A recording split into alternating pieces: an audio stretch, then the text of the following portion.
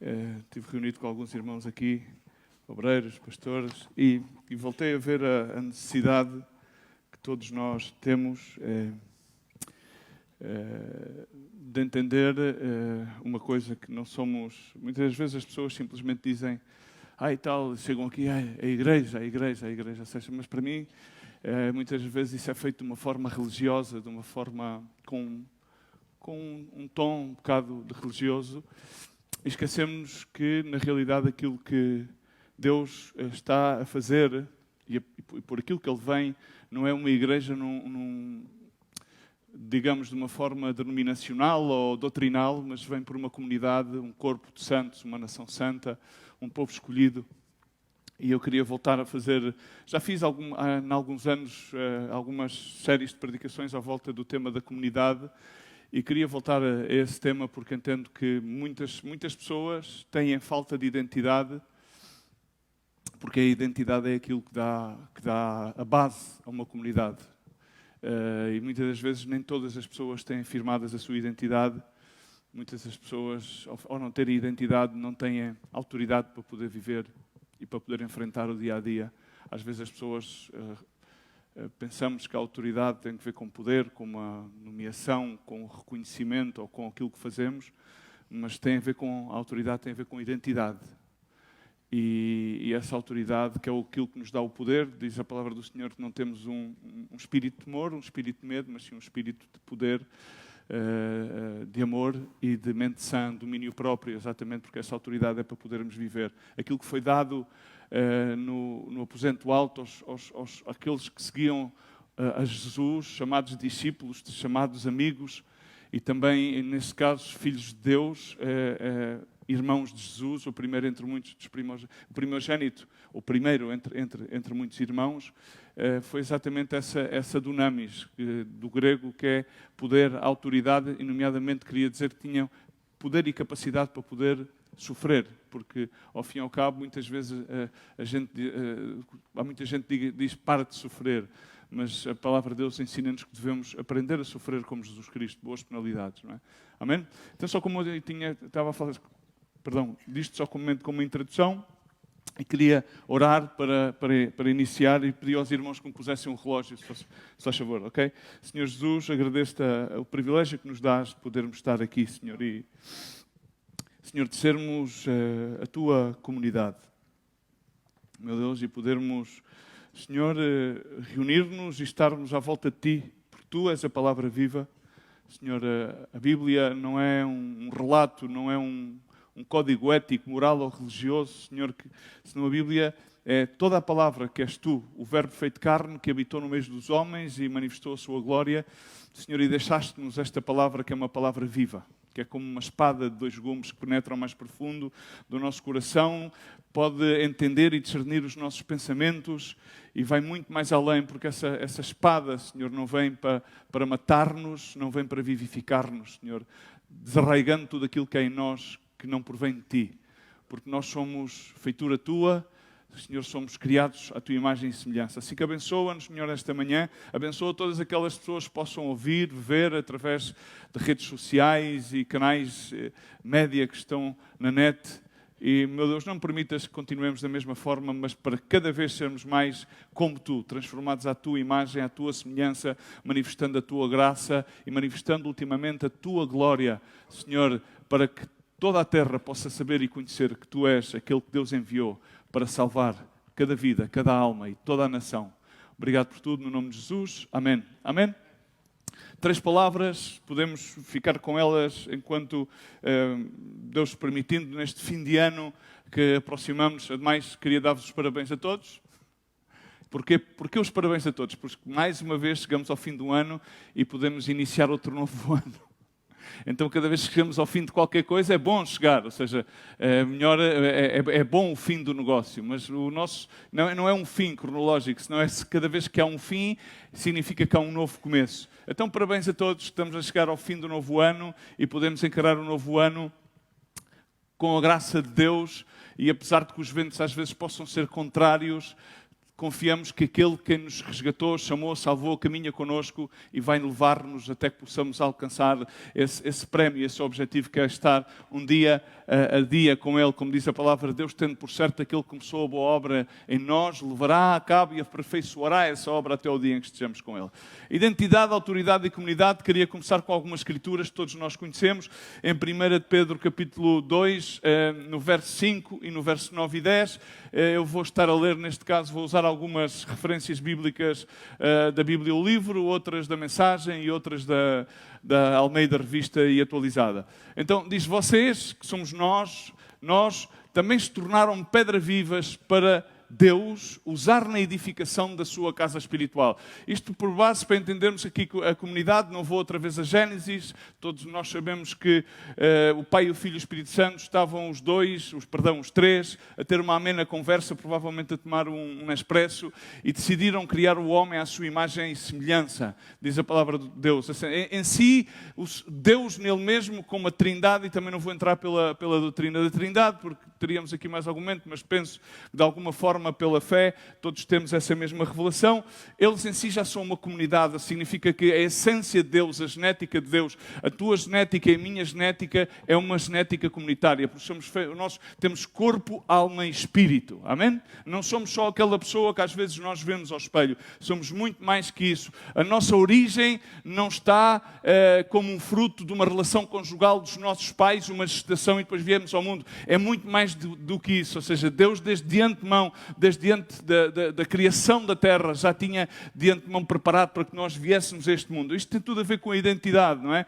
E aqui dá-nos uma identidade corporativa, que é ser uma casa espiritual. Nós temos a entidade corporativa que não é pertencer a uma organização cristã, não é pertencer a uma igreja denominal ou ter uma profissão ou de alguma maneira proferirmos uma fé, que é a palavra correta. A profissão é proferir que temos fé em Cristo Jesus. É de alguma forma estarmos ligados, conectados a um grupo. É muito mais do que isso. Nós somos um edifício, uma casa espiritual. Sacerdócio real, através de Cristo, para que possamos oferecer-lhe ofertas a seu agrado, mas diz: somos uma família, uma família para Deus. Diz neste caso a versão do livro, não é? Escolhidos por Deus. Sacerdotes ao serviço do Rei. Somos uma nação santa. Quantos de nós podemos dizer somos uma nação santa?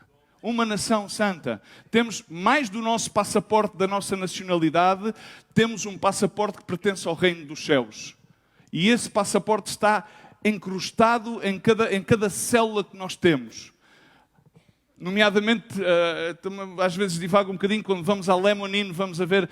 O lemonine é uma substância que existe nas células que está marcada pela genética de Deus e quando é visto ao microscópio tem uma espécie de cruz. Por isso diz que todas as coisas foram feitas por Ele, para Ele e nele subsistem. O nosso próprio corpo, a nossa genética física subsiste em Deus, na sua genética, da forma como fomos criados. E a única forma que nós temos de poder... Há muitas pessoas que defendem a evolução. Nós só podemos evoluir à medida de Cristo Jesus, para poder conhecê-lo, entendê-lo, saber qual é que é a profundeza, a largura, a altura do seu perfeito amor. Dessa maneira é conhecê-lo a Ele. Em Jeremias diz, se em alguma coisa podemos gloriá-lo, é em conhecê-lo e entendê-lo. Amém? Dessa maneira conhecemos a nós e podemos evoluir como filhos de Deus. Que é essa identidade que eu gostaria que nós, de alguma maneira, pudéssemos afirmar. Não é aquilo que está escrito no nosso passaporte, não é aquele nome que nos foi dado pelos nossos pais, é a identidade que nos foi dada em Cristo Jesus. E aqui vemos que há uma identidade corporativa. Vimos que antes não éramos considerados por Deus, mas agora somos, não conhecíamos a misericórdia de Deus. Mas, no entanto, agora as nossas vidas, nesta versão livre, gosto particularmente porque diz que as nossas vidas alcançaram misericórdia. Alcançamos. Mas esse alcance não foi um caminho que nós tivemos que percorrer. Foi um caminho que Ele percorreu para alcançar-nos a nós. É como se estivéssemos a jogar ao esconder. Às vezes estamos continuamente, acho que a nossa vida é como um jogo de esconder. Estamos sempre a esconder-nos de Deus, a esconder-nos disto e a esconder-nos daquilo. E Deus continua a perseguir-nos até que nos encontre e nos alcança com a sua misericórdia. Em Tiago 3, 17 ao 18, isto simplesmente quero lançar algumas bases para que depois vamos desenvolvendo. É uma mensagem que não vai ficar por aqui, porque é muito ampla, é algo muito profundo e é algo que nós necessitamos, todos nós, de afirmar a nossa identidade, de saber que pertencemos, porque fomos alcançados e, portanto, pertencemos a uma comunidade que Deus está a construir e essa obra que Ele vai aperfeiçoar em nós não tem que ver só mesmo connosco mesmos. Porque às vezes, não, irmão, é que a salvação, sim, a salvação é pessoal. Mas quando nós entendemos a profundeza do que é um corpo, vamos entender, diz a Escritura, quando Paulo fala acerca disso, que todos nós precisamos uns dos outros. Diz à pessoa que está ao teu lado, eu preciso de ti. Todos precisamos uns dos outros. Ninguém se consegue isolar. Ninguém. Eu preciso de ti. Agora a pessoa ao teu lado pode dizer, tu precisas de mim. Tu precisas de mim. Quando Tiago fala acerca da sabedoria, porque diz que ele veio a escolher o vil e o menosprezado para envergonhar a sabedoria deste mundo. Amém? Ou seja, ele não veio escolher muitos que estivessem preparados, porque quem Deus escolhe não está preparado. Nomeadamente está necessitado e está disponível. Porque cada pessoa que está em necessidade tem disponibilidade. Aqueles que estão preparados normalmente não estão disponíveis. E à partida, como se consideram preparados, não precisam de muitas coisas. Então ele veio a escolher o vil e o menosprezado para envergonhar a sabedoria deste mundo. E quando Tiago fala acerca da sabedoria, diz que a sabedoria que vem de Deus começa com uma vida santa e é vista no relacionamento. Estou a ler a paráfrase da mensagem, evidentemente na Eugênio de Almeida diz a sabedoria é do alto, é primeiramente pura, depois pacífica, indulgente, tratável, de plena misericórdia e de bons frutos, imparcial, sem fingimento, ora em paz para aquele que semeia o fruto da justiça, para os que moram em paz. Amém?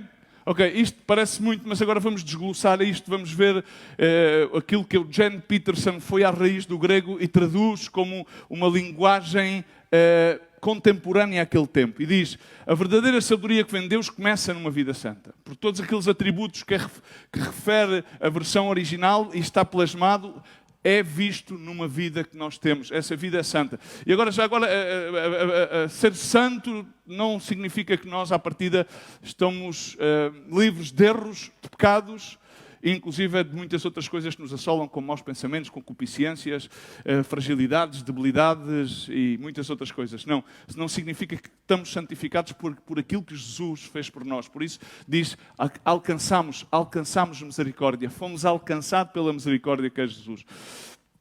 Então é vista num relacionamento com o próximo, uns com os outros. E aqui, no relacionamento, vê-se qual é a nossa identidade. Isto tem que ver com identidade, que são relacionamentos, e é para lá, diz, é cheia de gentileza, de bom senso. Aquilo que mais falta hoje em dia é ter bom senso. Uma pessoa com bom senso é uma pessoa que, primeiro, para ter bom senso, é que é sensível ao senso comum.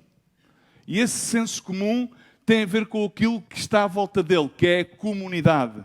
Significa que, à partida, é logo alguém que vê muito mais para lá do seu próprio umbigo. Que pensa muito mais do que em si mesmo nas suas circunstâncias.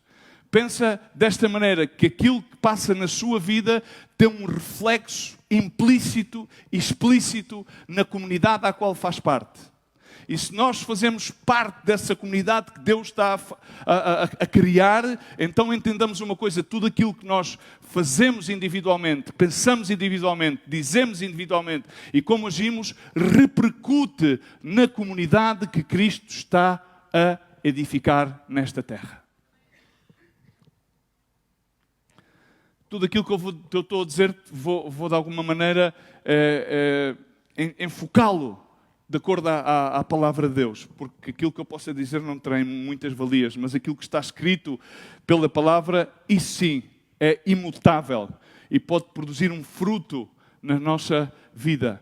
Porque diz que a fé vem pelo ouvir a palavra Deus. A única coisa que nos transforma, no outro dia dizia a uma pessoa que na realidade muitas das pessoas às vezes passam pelas comunidades que Deus está a levantar, que no entanto são uma só comunidade, e essas pessoas às vezes ficam, apesar que não se afiliam, entre aspas, de forma igual à que são as leis desta terra, continuam e a sua vida é transformada. Porquê?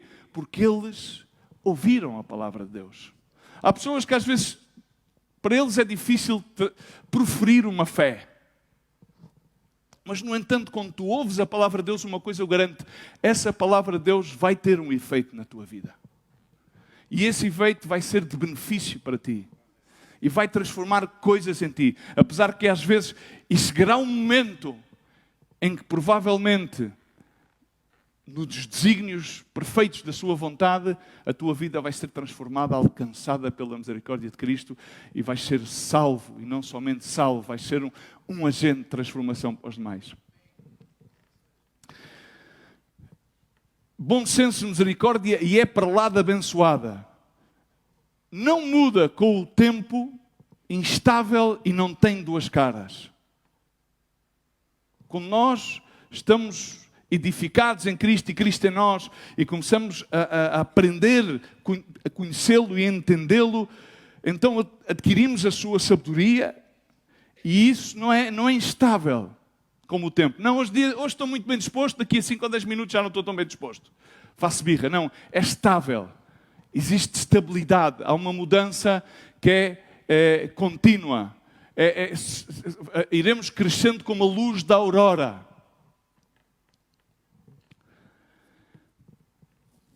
E diz que essa sabedoria como forma de estar, de viver, confirma-se na vida comunitária. E diz, vocês poderão ter uma comunidade saudável, sólida, bem-sucedida e que é aprovada por Deus somente se trabalharmos duro para fortalecer os relacionamentos, tratando todos com dignidade e honra. Amém? Diz à pessoa que está ao teu lado, vamos fortalecer os relacionamentos. Digamos algo, fortaleçamos os relacionamentos. Tu imagina-te no teu corpo, se as tuas células começam a ser dispares entre umas e outras, nomeadamente o cancro, exatamente é o fruto de uma célula genética que tu lá tens, que de qualquer forma começa a combater todas as outras células e começa a colonizar outras células para lutar contra elas mesmas. Assim muitas vezes pode acontecer dentro de uma comunidade. Por isso devemos fortalecer relacionamentos. Devemos estar para além daquelas coisas que são simplesmente visíveis e são corriqueiras. Isto é somente a base. Porque diz que na Almeida diz que estamos em construção, significa se está a edificar em paz, aqueles que edificam em paz.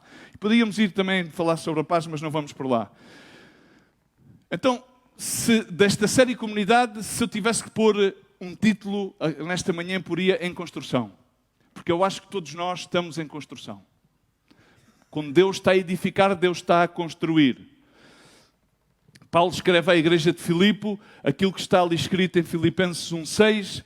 Estou convencido que Deus convosco começou a boa obra. Para quê? Para continuar a aperfeiçoá-la até Cristo.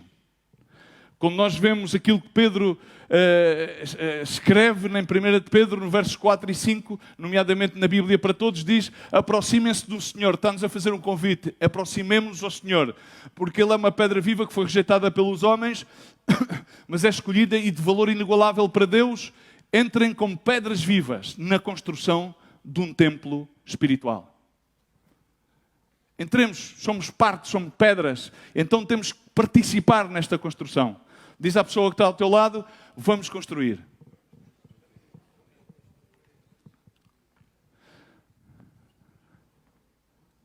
Esta comunidade é aquilo que Deus apelidou de igreja. Jesus disse que ia edificar uma comunidade. Ele disse essa comunidade é a igreja. Quando perguntou aos seus discípulos, não porque ele não tivesse algum lapso de identidade, mas perguntou aos seus discípulos, quem é que dizem as pessoas que eu sou? E eles depois começaram a responder-lhes, uns dizem que tu és o filho do homem, outros dizem, bem, enfim, que tu és o João Bautista, outros Elias, outro isto e o outro.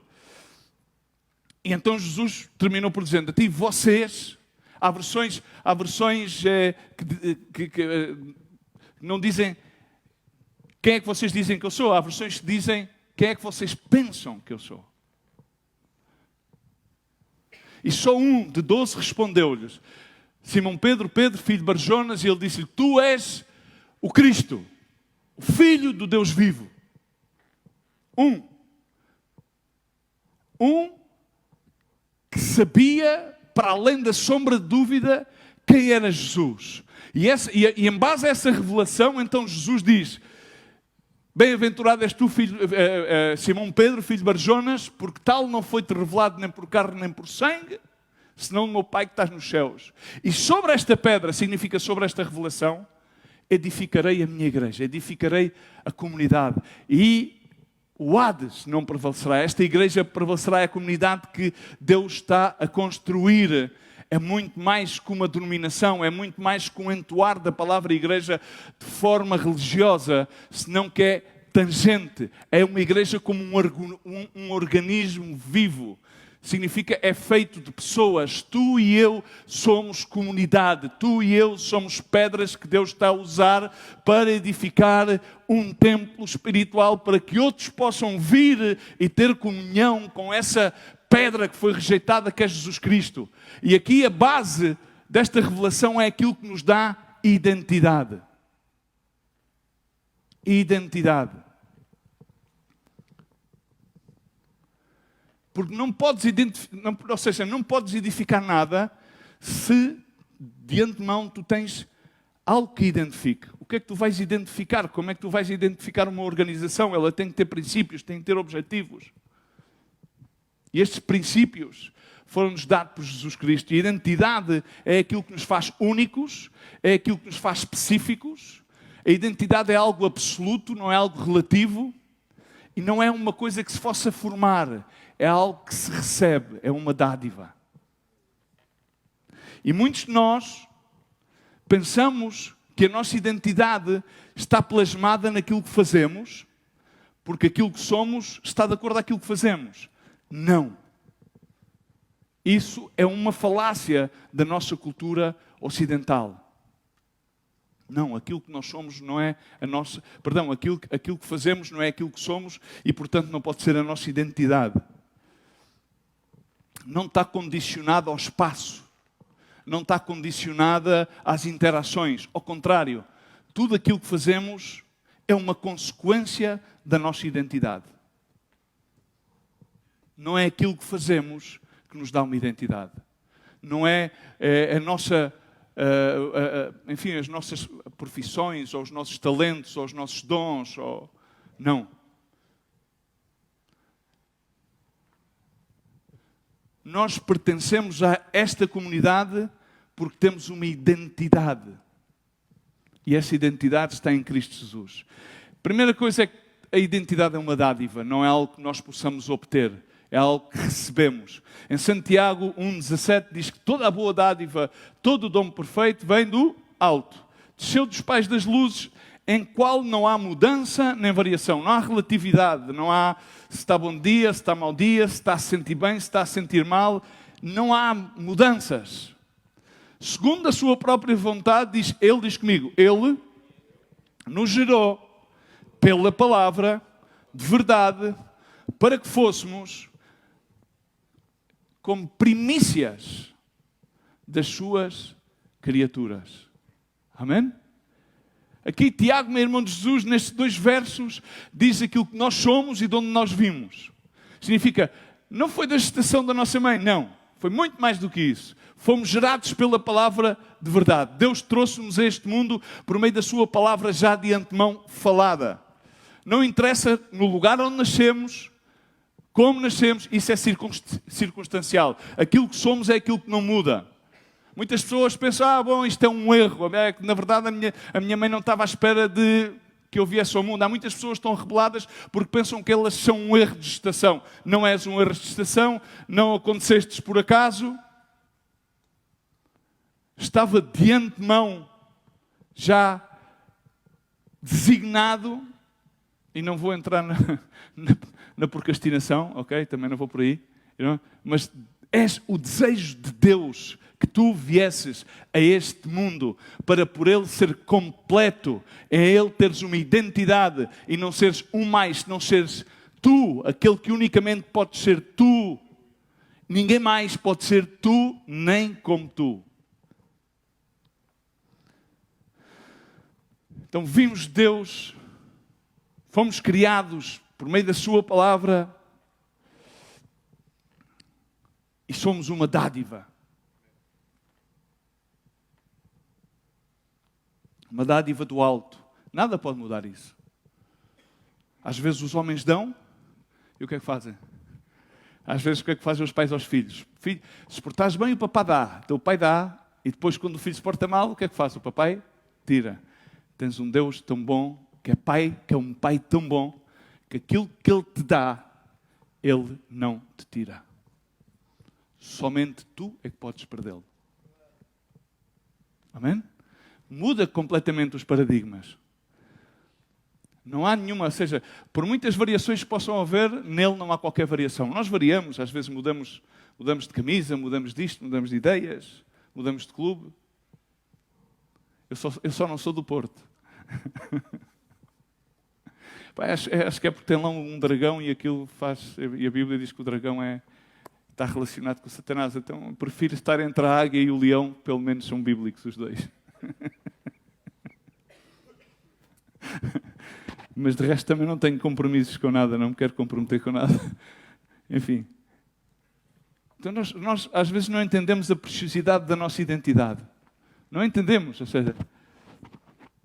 E essa preciosidade vem que Jesus Cristo decidiu ir à cruz por ti e por mim, para levar todos os nossos pecados, todas as nossas doentes, e pagou um preço elevado. O salmista dizia que nós para Deus somos como a menina dos seus olhos. Diz, Salmos 17:7, fazes as maravilhas das tuas beneficências, ó Salvador, dos que à tua destra se refugiam, daqueles que se levantam contra eles. Quando às vezes temos situações, podemos sempre refugiar-nos no Senhor. E diz, guarda-me como a menina dos olhos, esconde-me à sombra das tuas asas, dos impíos que me desposam, dos meus inimigos mortais que me cercam. Assim vê-nos Deus, como a menina. A importância que nós temos para Deus é que Ele vê-nos como a menina dos nossos olhos. Ele está a olhar para nós, enquanto nós às vezes nos vemos, ou melhor, às vezes nos veem outros, porque é mais fácil que outros vejam os nossos defeitos do que nós mesmos. E Deus não vê nenhum defeito, porque Ele vê uma obra consumada que se vai aperfeiçoando e Ele dá-nos tempo na sua graça.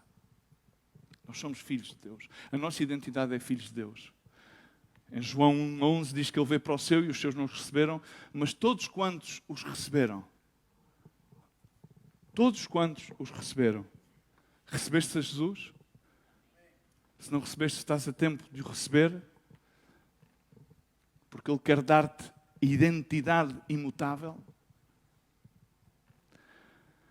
Aqueles que creem no seu nome, deu-lhes o poder de se tornarem filhos de Deus. Somos filhos de Deus. E aqui, poder. Vamos entrar naquela parte de falar sobre poder, mas não é aquele poder que nós, semelhantemente, estamos acostumados a relativizar como poder. Relacionar com poder político, poder religioso, poder fáctico. Não tem nada a ver com esse poder. O poder de Deus é completamente diferente. É perfeito. Quando falou com os seus discípulos, que em alguma consideração Jesus Cristo disse-lhe, bom, vocês já não são servos porque eles viam-se como servos, senão vocês sois meus amigos. Nunca os tratou mais além, senão também tratou-os como filhos. Numa ocasião, Jesus, quando viu que os seus discípulos se maralhavam, podes ver em Marcos 10:24, Jesus tornou a falar e disse-lhe, filhos, a afirmar a sua identidade. Quando Deus fala contigo, Ele fala contigo como um filho. Mas Ele não é um pai resingão. Porque muitas das vezes as pessoas têm uma imagem do pai como um pai terrenal. Não. Ele é um pai que sacrificou o primeiro dentre muitos, o primogênito, para que tu e eu possamos ser aperfeiçoados nele. Não puseram o relógio. Avisa-me, Sandra. E disse, quão difícil é para os que confiam nas riquezas entrar no reino de Deus. Aqui o tema não é quem confia nas riquezas ou não confia nas riquezas, mas é Jesus identifica-os como filhos. Deus fala-te como um pai.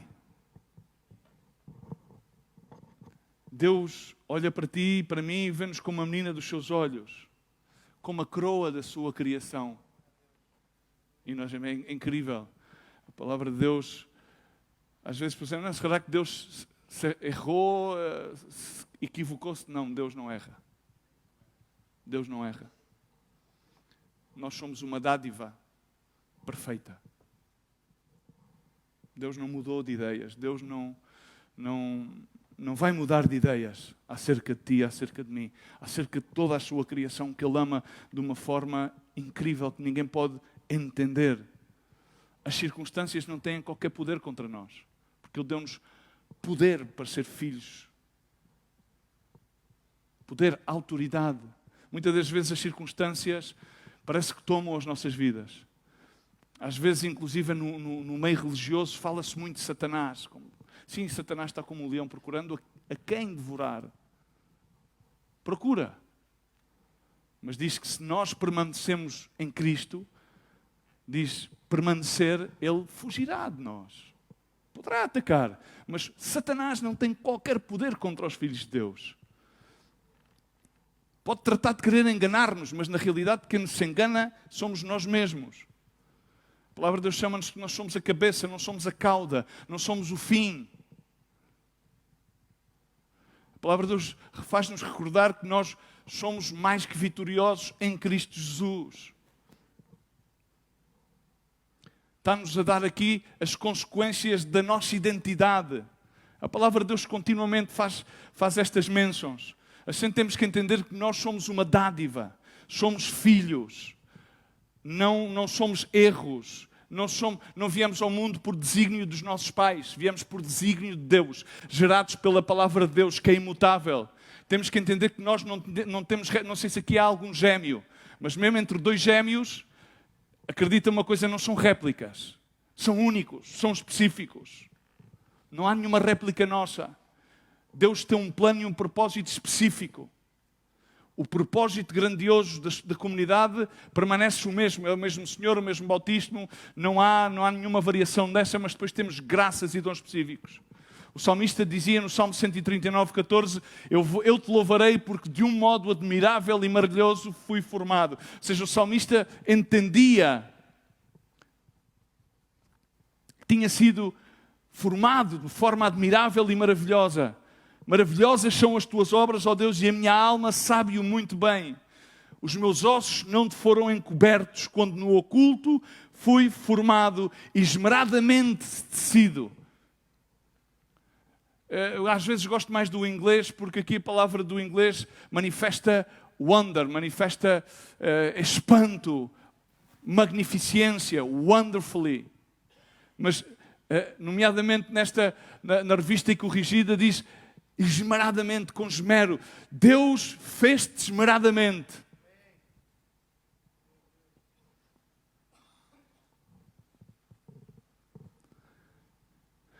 Os teus olhos viram a minha substância ainda em forma e no teu livro foram escritos os dias, sim, todos os dias que foram ordenados para mim,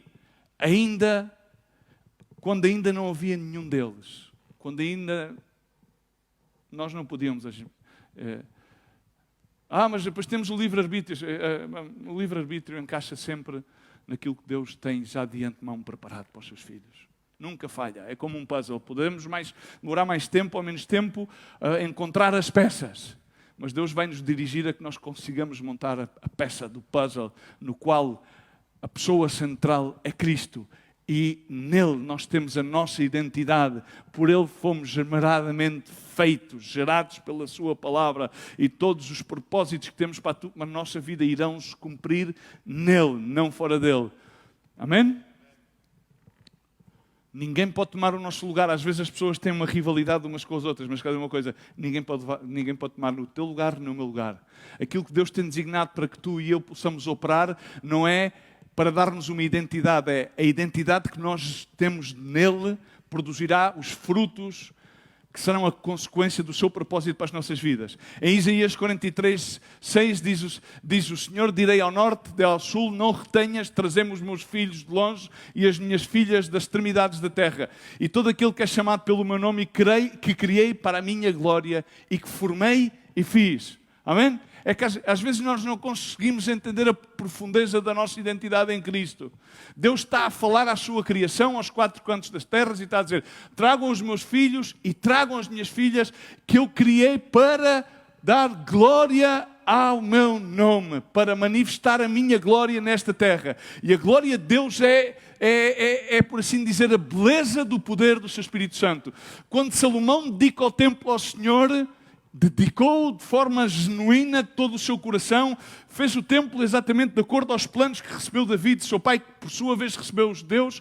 Quando ele dedica o templo ao Senhor, não pôde entrar os sacerdotes, porque a glória, a Shekinah, o poder de Deus, estava sobre o templo. Não fazia falta que fosse qualquer tipo de pessoa humana a querer manifestá-lo, mas depois, na segunda dispensação, no pacto da aliança, Deus limita-se a Ele mesmo e então diz que a sua glória será manifesta naqueles que são os seus filhos.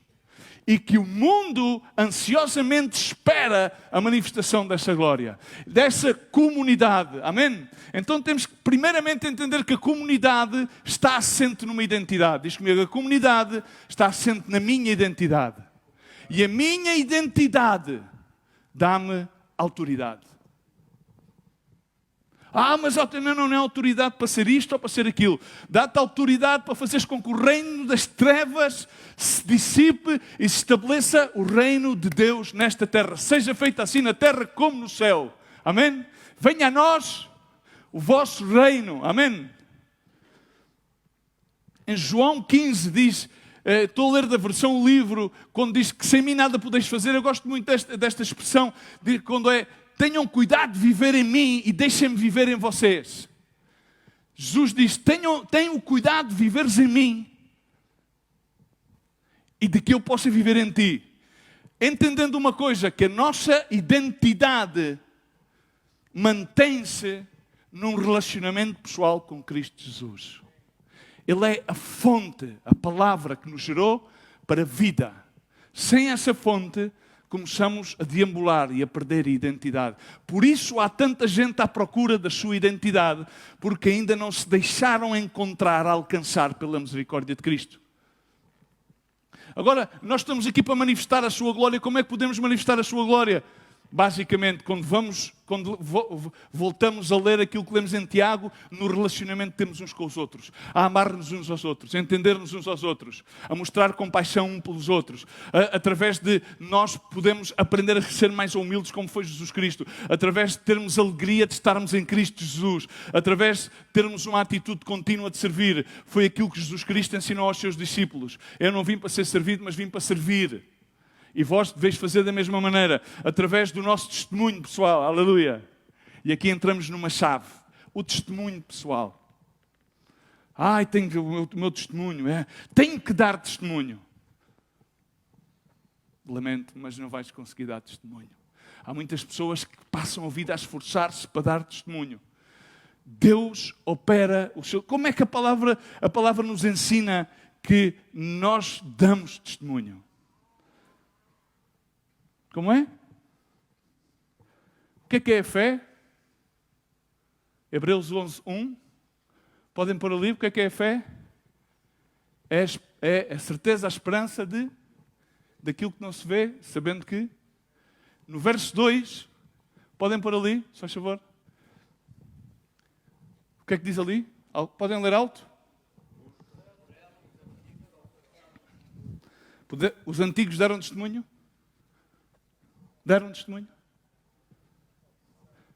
Pela fé alcançaremos testemunho. Pela fé. Pela fé. Rompe a estratégia mental que temos que dar ao ser, porque no nosso caminhar com Cristo, tendo fé na sua palavra, permanecendo nele, alcançaremos testemunho. Jesus Cristo dizia: eu não dou testemunho de mim mesmo, senão o Espírito Santo dá testemunho de mim. Quando nós queremos dar testemunho, damos testemunho pela nossa própria conta. Quando o nosso testemunho é alcançado, tal como foi, por exemplo, o testemunho de Timóteo, quando Paulo chegou a Derbe e a Listra, diz então que há um jovem de pai grego, de mãe judia, o qual os irmãos dão testemunho. Bom dia. Ou seja, tu e eu não damos testemunho de nós mesmos. Se alguém dá testemunho, primeiro dá o Espírito Santo e segundo dão os irmãos. Dão fé. Chama-se dar fé. Quando uma pessoa faz um juramento, dá fé de que Deus faz uma obra em ti. Posso dar fé que Deus está a fazer uma obra em ti. Posso dar testemunho que Deus faz a obra em ti. Porquê? Porque o Espírito Santo manifesta o quê? Os frutos, que pelos seus frutos os conhecereis. Estamos cá? Aqui está o testemunho. O testemunho que tantas vezes continuamente esforçamos para dar, mas na realidade temos que descansar e ter a fé de que por Cristo e em Cristo vamos alcançar. Está cá? Amém? Estamos? Então devemos focar-nos naquilo que é a comunidade. Devemos focar-nos que somos um povo. E que para isso esse povo, como é que esse povo se manifesta? Individualmente ou de forma conjunta. O grande erro que temos nas comunidades de fé é que todos querem manifestar a sua própria verdade. E no livro dos Provérbios diz: cada homem proclama a sua própria bondade. Na Ferreira da Almeida, na Reina Valera diz que cada homem proclama a sua própria verdade. Cada homem proclama por si mesmo aquilo, a minha verdade, a minha... Mas diz, homem de verdade, quem encontrará? Quem é que é um homem e uma mulher de verdade? Aqueles que permanecem na verdade. E a verdade nos vai transformando. Então Deus está a edificar uma grande comunidade. Para quê? Voltamos a Tiago e entendemos qual é que é o objetivo. Confirmar, através de vida comunitária, que estamos a edificar uma comunidade saudável, que é sólida e tem bons frutos, é bem-sucedida. E então todos nos esforçamos numa coisa. Qual é que é o resumo de toda a lei da Bíblia? Alguém se recorda? Alguém pode falar alto?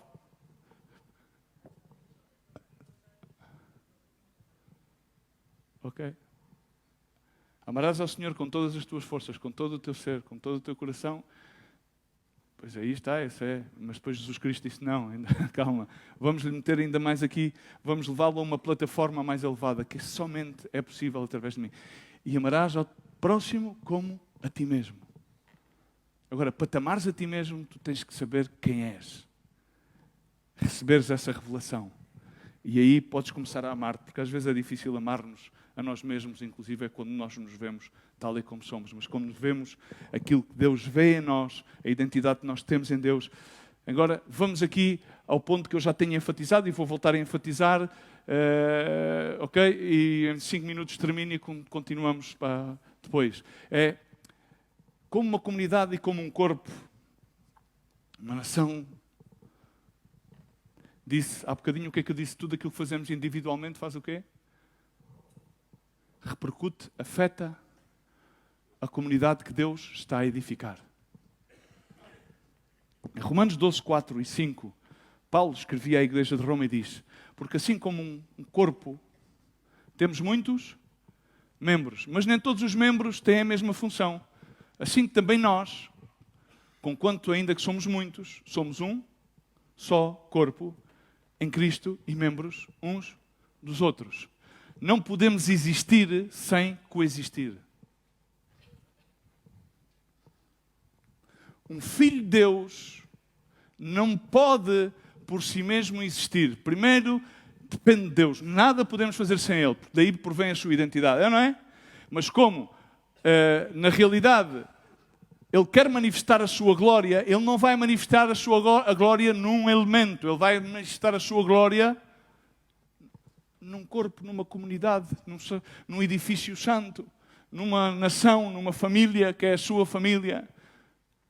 Onde há muitos irmãos, diferentes, com diferentes formas de pensar, com diferentes formas de expressar-se, mas, no entanto, todos somos um em Cristo. E, portanto, todos somos membros uns dos outros. Ok? Independentemente que te caia bem ou que te caia mal o irmão, independentemente que entendas a forma como ele se expressa ou não, aceita só que tu e ele são um, são de Cristo. E quando isto se processa, estás a contribuir para que Deus continue a edificar. Quando tu não processas isso, estás a dificultar a que Deus edifique. E Deus, que é um Deus generoso, bondadoso, piedoso, misericordioso, Ele mesmo limitou-se à ação deste corpo na terra, do qual Ele é a cabeça. Em 1 Coríntios 12, 20 diz que o certo é que há muitos membros, não quero ler tudo sobre o corpo, mas vou tocar em alguns pontos, nomeadamente há muitos membros, mas um só corpo, ok? Estamos cá? Um só corpo. Agora há muitos membros. Agora, no 22 ao 26, Paulo começa a refutar, a dizer, ok, os membros do corpo parecem ser mais fracos, são necessários. Qual é que é a nossa tendência quando vemos alguém, às vezes está na nossa comunidade e que às vezes conjuntamente trabalhamos com ele, às vezes inclusive nos trabalhos mais cotidianos, esta pessoa não tem, às vezes, não tem muito ânimo, não tem muito, não tem muita força, é que este fez isto, fez aquilo. Pensará Deus assim? Ele diz que no seu corpo há muitos membros e aqueles que são mais fracos ou aqueles que, de acordo à nossa percepção, na verdade não nos devem fazer muita falta, porque ao fim e ao cabo, de acordo a nós, são inclusive importunos, mas Deus diz não, são necessários. É-te necessário. É-te necessário que às vezes os membros mais fracos ou aqueles membros que tu consideras mais oportunos sejam aqueles que estejam a laborar contigo. Para quê? Para que se manifeste que é Deus que faz a obra, não és tu que a fazes. Ok? Então, diz, e que nos parecem menos dignos no corpo, enfim, e diz, a estes damos muito maior honra. Faz sentido? Podes assim sincerar-te comigo. Não há nenhum problema. Não, nós não queremos uma pessoa, não queremos um membro que... Não, mas diz o Senhor, pois este deves dar maior honra. Exatamente porque é mais fraco. Porque aparentemente será uma pessoa que, de acordo a ele mesmo, terá menos dignidade, terá menos autoestima. Às vezes pode até estar confuso, pode ter até a sua percepção de pertencer um bocado equivocada, então a este devemos dar maior honra. Também os que a nós não são decorosos, revestimos de especial honra. Há aqueles que às vezes consideramos indecorosos, reveste-o de honra. Dá-lhe a palavra, reveste-o com a palavra, porque a palavra é uma cobertura, revesti-vos, pois, de Cristo Jesus. Dizia Paulo aos Colossenses, estamos cá? Mas os nossos membros mais nobres, porque depois há os outros, normalmente tendem a querer ser a maioria. Alguém falou sobre isto, sobre a maioria e sobre os dons ou os membros mais fracos e mais incómodos e menos decorosos. Porque aqueles que são a maioria, que são aqueles às vezes que já se consideram, não têm necessidade disso. Então, se estás mais fortalecido, se estás de alguma maneira mais enraizado, mais identificado, não tens necessidade que te cubram com tanta honra. Tem outros, os mais fracos. Contudo, Deus coordenou o corpo, concedendo muito mais honra àquilo que menos tinha. Então nós devemos proceder como Ele procedeu. Por isso, devemos dar honra àqueles que aparentemente não Ok? Já não encaixam de acordo à nossa percepção. Para que não haja divisão no corpo. Pelo contrário, cooperem os membros com igual cuidado. Querem repetir esta comigo? Cooperemos com igual cuidado em favor uns dos outros. Quando favorecemos uns aos outros, estamos a favorecer a edificação da comunidade, que é a nossa comunidade? Não. É a comunidade que Deus está a edificar. De maneira que se um sofre, todos sofrem com ele, e se um deles é honrado, com eles todos se regozijam. Assim que se algum membro está caído, tem que haver sofrimento. Da mesma maneira, se algum exuberantemente está nos píncaros, tem que haver alegria por ele estar nos píncaros. Glória a Deus. Aqui podemos ver a percepção de Deus em relação àqueles que são mais fracos, em relação àqueles que, enfim, são mais, ou seja, ou são menos decorosos. Deus quer revesti-los com o quê? Honra. Não, é que se virem. Não, a nossa função é, porque se à partida não temos necessidade disso, então temos que cobrir aquele que está, como dizia Romanos, quando se encontra algum caído, depois sais mais fortes na fé, e há uns menos fracos na fé, aquele que é mais forte na fé deve fazer o quê? Fortalecer o que é mais fraco. Então somos um corpo, uma comunidade, um só Senhor, um só batismo, uma só identidade, um só propósito. Temos graças específicas e dons específicos para edificar uns aos outros. Significa para ter igual cuidado uns para com os outros. E temos que entender uma coisa, e vamos fechando, e os irmãos podem subir, que é para não demorar mais tempo. Ou seja, que os membros mais fracos, vamos recapitular, porque isto faz bem à nossa mente e ao nosso coração. Os membros mais fracos são quê? O que é que são? São necessários. E aos membros mais fracos deve-se cobrir com honra. E aos menos decorosos devemos, de igual maneira, cobrir com honra. Aqueles que aparentemente são mais nobres não têm, então não creias que tens necessidade. Procura aquele que é mais fraco para que tu possas cobri-lo com a honra de Cristo. Porquê? E atuamos desta forma porquê? Porque não queremos causar divisão no corpo. Não queremos causar divisão no corpo. Para que não haja divisão no corpo, é simples entender que Deus, de antemão, deseja que os membros mais fracos, mais esquisitos, mais raros, mais disformes, às vezes menos simpáticos, às vezes nós não os percebemos muito bem, necessitam ser honrados.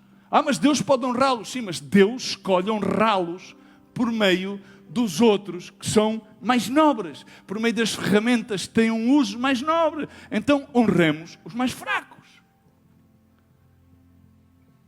Aqueles que são menos decorosos, honremos-os. Dessa maneira estamos a contribuir para a comunidade. Mas é que esta pessoa passou-lhe isto, passou-lhe o outro. Passou-lhe porque todas as coisas